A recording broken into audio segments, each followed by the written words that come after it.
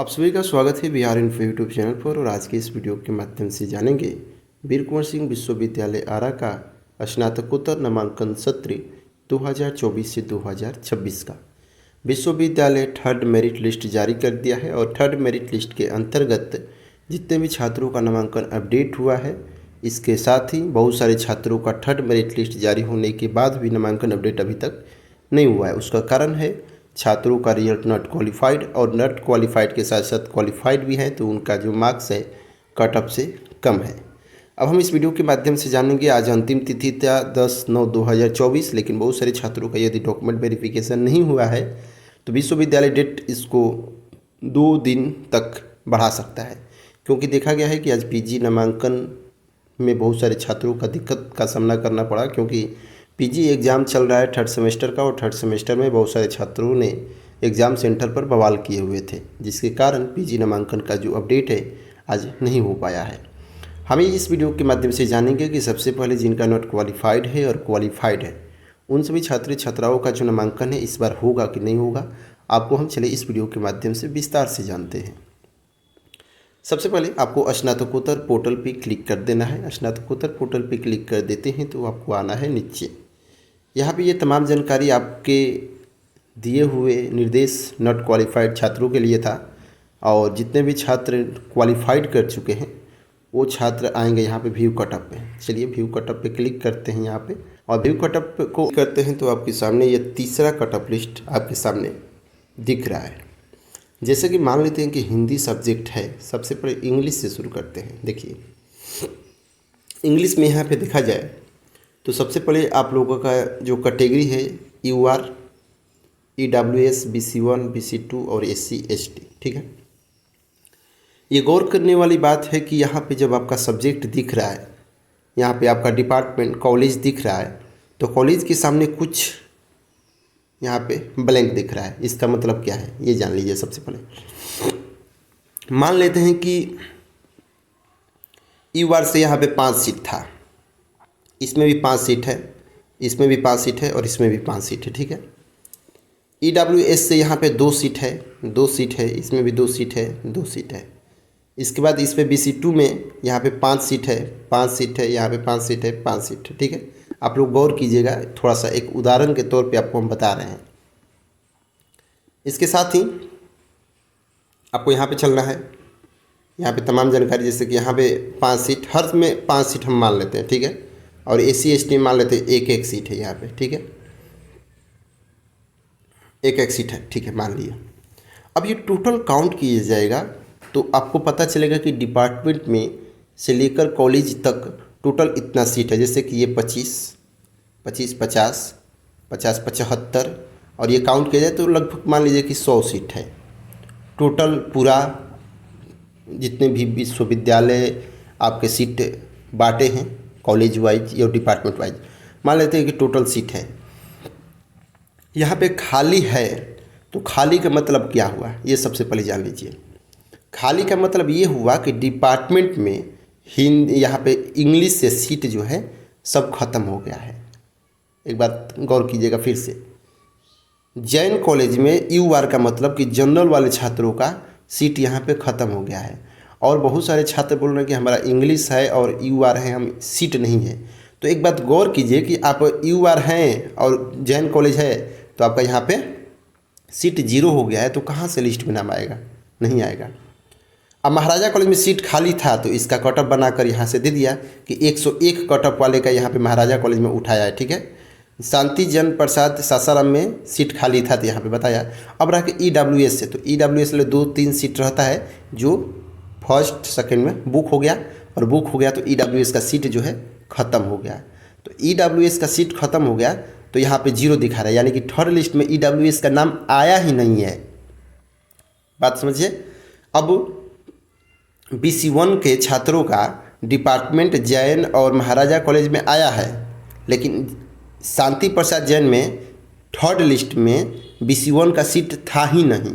यहाँ पे BC1 का जितना भी सीट था, जितना भी अलॉट किया गया था ये SP जैन में, उतना सीट SP जैन में बुक हो चुका है। अब देखिए BC2 में जितना भी सीट अलॉट किया गया था, 2 यहाँ पे मान लेते हैं कि यहाँ पे 4 सीट था डिपार्टमेंट में, यहाँ पे 5 सीट था, ये भी महाराजा कॉलेज में 6 सीट था। तो ये 4 सीट डिपार्टमेंट में 2 ही लिस्ट में ख़त्म हो गया। तो 4 सीट था BC2 से डिपार्टमेंट में, तो बुक हो गया, तो यहाँ पे 0 हो गया थर्ड लिस्ट में।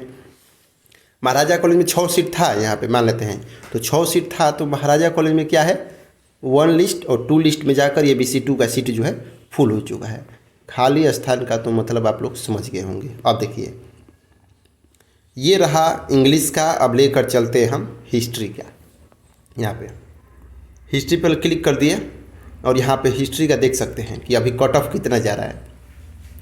अब इसका मतलब कि अनुमानित लगाइए कि जो सीट है देखा जाए तो भर जा रहा है। यहाँ पे देखिए, यहाँ पे वाइट का मतलब ये सीट खाली ही नहीं है।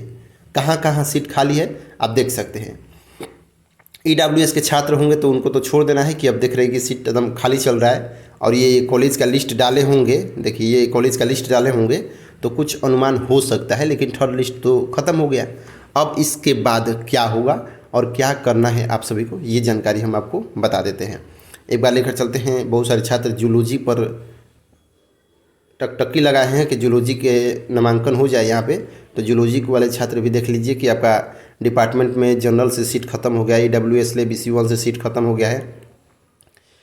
हरप्रसाद जैन कॉलेज में सब सीट बुक हो चुका है। यहाँ पे जैन कॉलेज में सब सीट बुक हो चुका है। महाराजा कॉलेज में भी सब सीट बुक हो चुका है। सिर्फ BC1 का सीट बचा था, तो BC1 पे कट ऑफ लिस्ट जारी करके यहाँ पे नामांकन लिया गया है। SP जैन में भी यहाँ पे ये तीनों कैटेगरी में या चारों कैटेगरी में सीट खत्म हो गया है, सिर्फ जनरल और EWS का सीट बचा था। अब चलिए फिजिक्स तक लेकर चलते हैं आपको। बोटनी भी देख सकते हैं कि बोटनी का हाल चाल क्या है। बोटनी का थोड़ा सा सीट बचा था, तो यहाँ पे लेकिन ST से सीट पूरा ख़त्म हो गया है, ST कैटेगरी का। तो ST कैटेगरी वाले छात्र अब क्या करेंगे, अब ST कैटेगरी वाले जो डाले होंगे बोटनी से नामांकन के लिए, तो आपको साफ तौर पे बताया कि सीट यहाँ पे सब खत्म हो गया है। अब यहाँ पे केमिस्ट्री से लेकर चलते हैं। तो केमिस्ट्री से आप यहाँ पे देख सकते हैं कि कितना सीट बाकी है। सिर्फ देखा जाए तो सीट जनरल में खाली था और महाराजा कॉलेज से जनरल में खाली था, और महाराजा कॉलेज में EWS में एगो सीट यहाँ पे एगो दूगो खाली था, और यहाँ पे BC1 में खाली था। SC ST और BC2 यहाँ पे ख़त्म था। महाराजा कॉलेज में ST में खाली था। अब ये जो सीटें आप देख रहे हैं, ये जो सीट आप देखें अभी थर्ड मेरिट लिस्ट के अंतर्गत था। अब ये सीट जो देखेंगे ये पूरा अब वाइट हो जाएगा।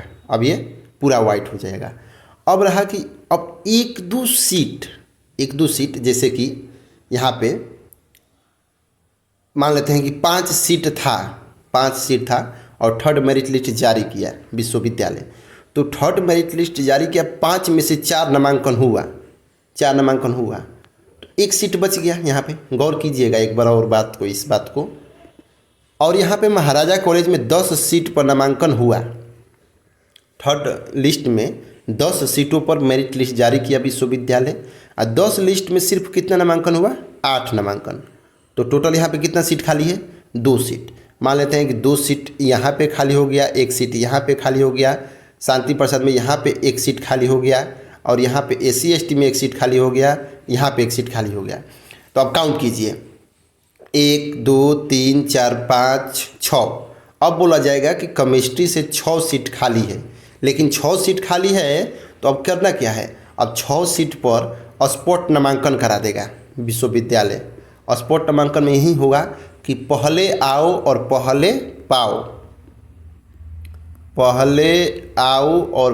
पाओ, के तर्ज पर एक डेट जारी करेगा कि आप इस डेट को इतने बजे आकर तत्काल टिकट के जैसा आप अपना सीट जो है बुक कर सकते हैं। तत्काल टिकट जो होता है ट्रेन का आप लोग देखे होंगे, वैसे ही जल्दी से आना है और आकर जो सीट है 6 सीट, उस पर 50 छात्र एक बार क्लिक करेंगे। आप गौर कीजिएगा यहाँ पे बात क्या बता रहे हैं हम, क्योंकि नामांकन बहुत सारे छात्रों का तो हुआ नहीं है। अब यहाँ पे रहा कॉमर्स का, तो कॉमर्स का भी देख लीजिए। अब यही दिक्कत है, विश्वविद्यालय का ऑफिशियल नोटिस जारी नहीं किया है कि नॉट क्वालिफाइड छात्रों का भी स्पोर्ट में सीट देगा कि नहीं देगा। अब यहाँ पे मान लेते हैं कि EWS का सीट खत्म हो गया है, BC2 का खत्म हो गया है, तो यहाँ पे कॉमर्स से 6 से 7 सीट निकलेगा। तो 6 से 7 सीट का दावेदार कितने होंगे, लगभग 100 छात्र भी हो सकते हैं। अब 100 छात्रों के बीच 6 से 7 सीटों का बंटना आप अनुमान लगा सकते हैं कि आपका नामांकन होगा कि नहीं होगा। और तत्काल टिकट के जैसा है, आप लोग अनुमान लगा लेते होंगे कि टिकट हमको मिलेगा कि नहीं मिलेगा। टिकट मिलेगा तो आगे सफ़र होगा कि नहीं होगा, ये आप पे निर्भर करता है। हमारा जो पर्पस है ये बताना था कि कट ऑफ लिस्ट के अनुसार आपका नामांकन होगा कि नहीं होगा, सीट कितना बचा है, कितना सीट बच सकता है, ये जानकारी आपको हम बता दिए हैं इस वीडियो के माध्यम से। अब रहा कि जो डाउट है आप कमेंट के माध्यम से पूछिए, नंबर है, कॉल कर सकते हैं, व्हाट्सएप मैसेज करते हैं। फिर हम मिलते हैं अगले वीडियो में, तब तक के लिए बाय एंड टेक केयर।